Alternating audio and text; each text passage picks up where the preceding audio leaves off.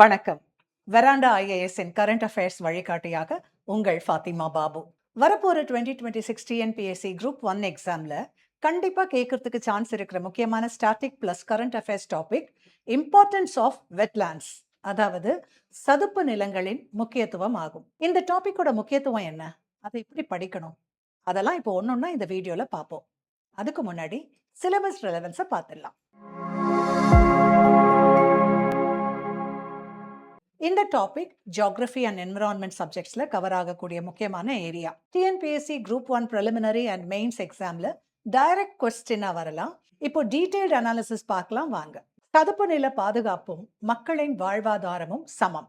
இந்த டாபிக்கை நான் சூஸ் பண்ணதுக்கு காரணம், ஜூலை 29, 2026 அன்னைக்கு வெளியான தி ஹிந்து தமிழ் செய்தித்தாளின் எடிட்டோரியல் இந்த விவகாரத்தை ரொம்ப ஆழமா அலசி இருக்கு. பொதுவா ஒரு செய்தியை படிச்சுட்டு தாண்டி போயிடலாம். ஆனா ஒரு எடிட்டோரியலை படிக்கும்போது அதனுடைய பின்னணியில இருக்கிற எல்லா தீமையும் படிக்கணும்.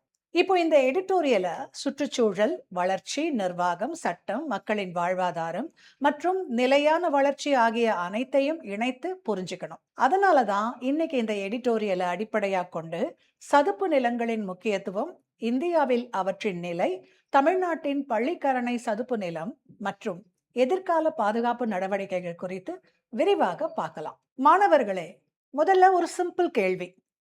சதுப்பு நிலம்னா என்ன? பலருக்கும் சதுப்பு நிலம் அப்படின்னா பயன்படுத்த முடியாத, தண்ணீர் தேங்கி நிற்கும் வெற்றிட நிலம் அப்படிங்கிற தவறான எண்ணம் இருக்கு. உண்மையிலேயே அது தப்பு. சதுப்பு நிலங்கள், அதாவது வெட்லாண்ட்ஸ்ங்கிறது நிலமும் நீரும் சந்திக்கும் இயற்கையான மாற்று பகுதி. வருஷம் முழுசும் அல்லது குறிப்பிட்ட காலங்கள்ல நீர் தேங்கி இருக்கிற பகுதிகள் சதுப்பு நிலங்களா கருதப்படுகின்றன. ஏரிகள், சதுப்பு நிலங்கள், ஆற்றங்கரை வெள்ளப்பரப்புகள், மேங்க்ரோவ் காடுகள், உப்பங்கழிகள், கழிமுக பகுதிகள், நீர்த்தேக்கங்கள் போன்றவை அனைத்தும் வெட்லாண்ட்ஸ் என்ற பரந்த வகையின் கீழ் வருகின்றன. இயற்கையின் பார்வையில் இவை பூமியின் சிறுநீரகம், கிட்னிஸ் ஆஃப் நேச்சர் என்று அழைக்கப்படுகின்றன. ஏன்னா தண்ணீரை இயற்கையா சுத்திகரிக்கிறதும், மாசுக்களை வடிகட்டுறதும், நிலத்தடி நீரை நிரப்புறதும், வெள்ளத்தை கட்டுப்படுத்துறதும், ஆயிரக்கணக்கான உயிரினங்களுக்கு வாழ்விடமா இருக்கிறதும் இந்த சதுப்பு நிலங்கள் தான். தி ஹிந்து தமிழ் எடிட்டோரியல்ல வலியுறுத்தப்பட்டுள்ள மிக முக்கியமான கருத்து என்னன்னா, சதுப்பு நில பாதுகாப்பு அப்படிங்கிறது வெறும் சுற்றுச்சூழல் பாதுகாப்பு மட்டும் இல்ல, அது மக்களின் வாழ்வாதார பாதுகாப்பும் ஆகும். மீனவர்கள், விவசாயிகள், கால்நடை வளர்ப்போர், பறவைகள் ஆய்வாளர்கள், இயற்கை சுற்றுலா சார்ந்த தொழிலாளர்கள் என லட்சக்கணக்கான மக்களின் வாழ்க்கை இந்த சதுப்பு நிலங்களை சார்ந்தே உள்ளது. அதனால சதுப்பு நிலம் அழிந்தால் உயிரினங்கள் மட்டுமல்ல, மனிதர்களின் வாழ்வாதாரமும் பாதிக்கப்படுங்கிறத இந்த எடிட்டோரியல் ரொம்ப தெளிவா எடுத்து சொல்லுது. மாணவர்களே, இப்போ தமிழ்நாட்டுல ரொம்ப முக்கியமான ஒரு எடுத்துக்காட்டை பார்க்கலாம். அது பள்ளிக்கரணை சதுப்பு நிலம். பள்ளிக்கரணை மார்ஷ்லாண்ட் ஆகும். சென்னை மாநகரின் தென்பகுதியில் அமைந்துள்ள இந்த சதுப்பு நிலம் தென்னிந்தியாவின் மிக முக்கியமான நகர்ப்புற ஈர நிலங்களில் ஒன்றாகும். ஒரு காலத்துல ஆயிரக்கணக்கான ஹெக்டேர் பரப்பளவுல பறந்திருந்த இந்த சதுப்பு நிலம் நகரமயமாக்கல், சாலை அமைப்பு, கட்டிட வளர்ச்சி, குப்பை கொட்டுதல் மற்றும் ஆக்கிரமிப்புகள் காரணமா அதன் இயற்கை பரப்பளவின் பெரும் பகுதியை இழந்துள்ளது. இருந்தாலும் இன்னைக்கு கூட இது சென்னை நகருடைய சுற்றுச்சூழல் சமநிலையை பாதுகாக்கிற முக்கியமான இயற்கை அமைப்பா திகழுது. மழை காலங்கள்ல அதிகப்படியான மழை நீரை தற்காலிகமா சேமிச்சு வெள்ள அபாயத்தை குறைக்கிறதுல பள்ளிக்கரணை சதுப்பு நிலம் ரொம்ப முக்கியமான பங்கு வகிக்குது. 2015 சென்னை வெள்ளத்துக்கு அப்புறமா இந்த சதுப்பு நிலத்தின் அவசியத்தை அரசு மற்றும் பொதுமக்கள் இன்னும் தெளிவா உணர்ந்தாங்க. பள்ளிக்கரணை சதுப்பு நிலம் வெள்ளத்தை கட்டுப்படுத்துறது மட்டும் இல்ல, இது ஆயிரக்கணக்கான தாவரங்கள், பூச்சிகள், மீன்கள், ஊர்வன, பாலூட்டிகள் மற்றும் குறிப்பா உள்நாட்டு மற்றும் வலசை பறவைகளின் முக்கிய வாழ்விடமாக உள்ளது. குளிர்காலங்கள்ல உலகின் பல பகுதிகளில இருந்து பறவைகள் இங்கு வந்து தங்குகின்றன. இதனால இது ஒரு பயோடைவர்சிட்டி ஹாட்ஸ்பாட் ஆகவும் விளங்குது. மேலும் இந்த சதுப்பு நிலம் நிலத்தடி நீர் நிரப்புதலுக்கும், நகர வெப்பத்தீவு அர்பன் ஹீட் ஐலண்ட் விளைவை குறைப்பதற்கும், காற்றின் தரத்தை மேம்படுத்துவதற்கும் முக்கிய பங்காற்றுகிறது. அதனால பள்ளிக்கரணையை பாதுகாக்கிறது அப்படிங்கிறது ஒரு பகுதியை மட்டும் பாதுகாக்கிறது இல்லை, சென்னை மாநகரின் சுற்றுச்சூழல் பாதுகாப்பை உறுதி செய்வதாகும். இந்தியாவில் சதுப்பு நிலங்களை பாதுகாப்பதற்காக பல்வேறு சட்ட மற்றும் நிர்வாக நடவடிக்கைகள் மேற்கொள்ளப்பட்டுள்ளன. Wetlands conservation and management rules 2017 சுற்றுச்சூழல் பாதுகாப்பு சட்டம் 1986, ராம்சார் ஒப்பந்தம் ராம்சார் கன்வென்ஷன் 1971 ஆகியவை இவற்றுள் முக்கியமானவை. ராம்சார் ஒப்பந்தத்தின் நோக்கம் உலகளாவிய முக்கியத்துவம் வாய்ந்த ஈரநிலங்களை அடையாளம் கண்டு பாதுகாப்பதாகும். இந்தியாவில் பல ராம்சார் தளங்கள் அறிவிக்கப்பட்டுள்ளன. தமிழ்நாட்டிலேயும் பல முக்கிய ஈரநிலங்கள் இந்த பட்டியல்ல இடம்பெற்றிருக்கு. அதனால டிஎன்பிஎஸ்சி தேர்வை பொறுத்த வரைக்கும் Ramsar convention, wetlands rules, national plan for conservation of aquatic ecosystems NPCA போன்ற தலைப்புகளையும் இந்த கரண்ட் அஃபேர்ஸோட சேர்த்து படிக்கணும். இன்னைக்கு சதுப்பு நிலங்களுக்கு முன்னாடி நிற்கிற சவால்கள் என்ன? வேகமான நகரமயமாக்கல், திட்டமிடப்படாத கட்டுமானங்கள், தொழிற்சாலை மற்றும் வீட்டு கழிவுநீர், பிளாஸ்டிக் கழிவுகள், ஆக்கிரமிப்புகள், காலநிலை மாற்றம், நீர்வழி பாதைகள் மறைதல், மணல் நிரப்பு மற்றும் சட்டவிரோத நில மாற்றங்கள் ஆகியவை முக்கிய அச்சுறுத்தல்களாக உள்ளன.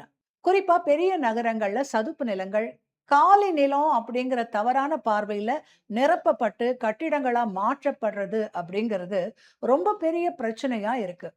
இதனுடைய விளைவா வெள்ள அபாயம் அதிகரிக்குது, நிலத்தடி நீர் குறையுது, பறவைகளின் வாழ்விடம் அழியுது, உயிரியல் பன்முகத்தன்மை பாதிக்கப்படுது. மாணவர்களே, இந்த எடிட்டோரியல் ஒரு முக்கியமான செய்தியை நமக்கு கொடுக்குது. சுற்றுச்சூழல் பாதுகாப்பும் வளர்ச்சியும் ஒண்ணுக்கு எதிரானவை அல்ல.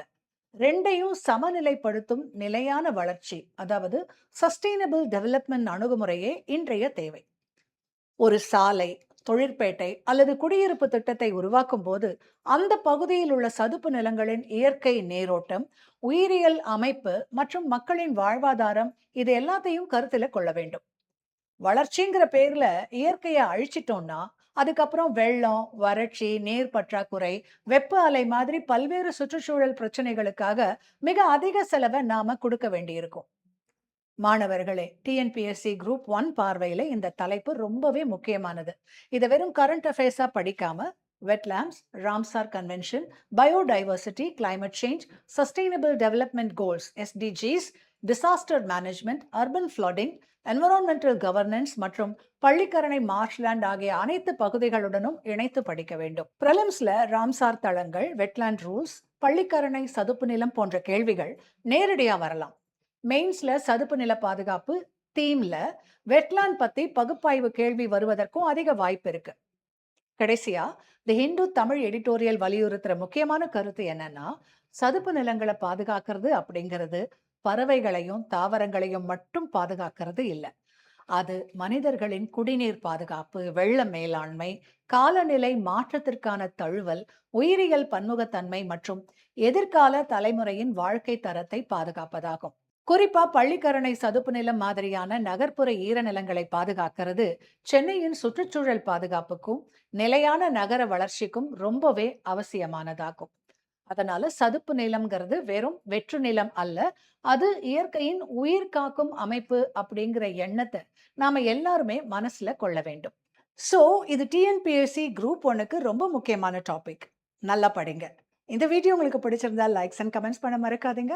உங்களை மாதிரி ஆஸ்பிரன்ஸ் கூட இந்த வீடியோவை ஷேர் பண்ணிக்கோங்க. இந்த மாதிரி வீடியோஸை தொடர்ந்து பார்க்க வெராண்டா ஐஏஎஸ் சேனலை சப்ஸ்கிரைப் பண்ணிக்கோங்க. மறுபடியும் இன்னொரு வீடியோல உங்களை சந்திக்கும் வரை உங்களிடமிருந்து வணக்கம் கூறி விடைபெறுவது உங்கள் ஃபாத்திமா பாபு. நன்றி, வணக்கம். Veranda IAS, where your dream becomes reality.